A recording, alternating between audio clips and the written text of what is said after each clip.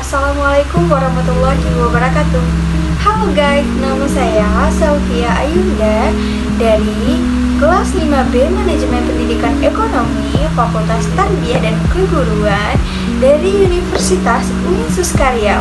Nah, di sini saya akan menjelaskan tentang manajemen pemasaran sebagai guru. Videonya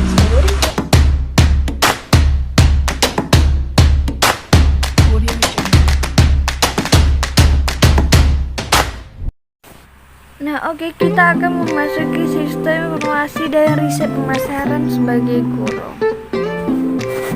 Pendahuluan, latar belakangnya pemasaran merupakan salah satu kegiatan yang sangat penting dalam dunia usaha.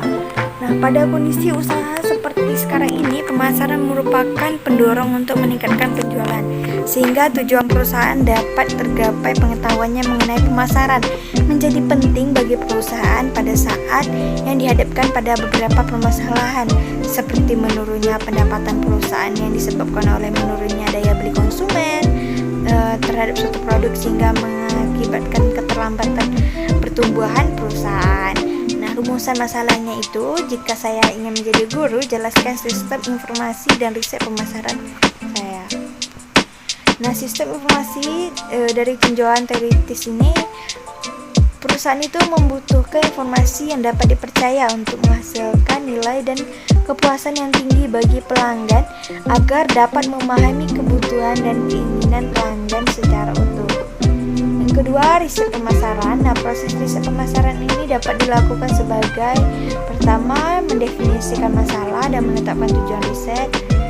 Yang kedua, mengembangkan rencana riset untuk mengumpulkan data baik dari sumber primer dan sekunder. Yang ketiga, mengimplementasikan rencana riset pemasaran dengan mengumpulkan, memproses, dan menganalisis informasi.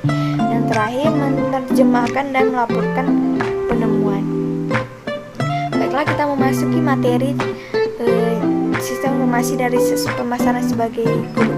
Nah, sistem informasi pemasaran jasa guru, di kala masa pandemi ini kan banyak pembatasan kegiatan untuk berinteraksi. Nah, mengurangi angka penyebaran COVID-19, maka media yang saya ambil itu seperti kayak media online berupa website, company profile yang menjadi salah satu sasaran untuk pemasaran saya. Riset pemasaran jasa guru saya ini, pertama ada metode observasi. Nah, jika saya menjadi guru, saya akan melakukan observasi terlebih dahulu di sekolah untuk melakukan pengamatan di tempat pemasaran produk jasa Anda. Jadi untuk mencari situasi yang aman untuk memasarkan produk jasa saya.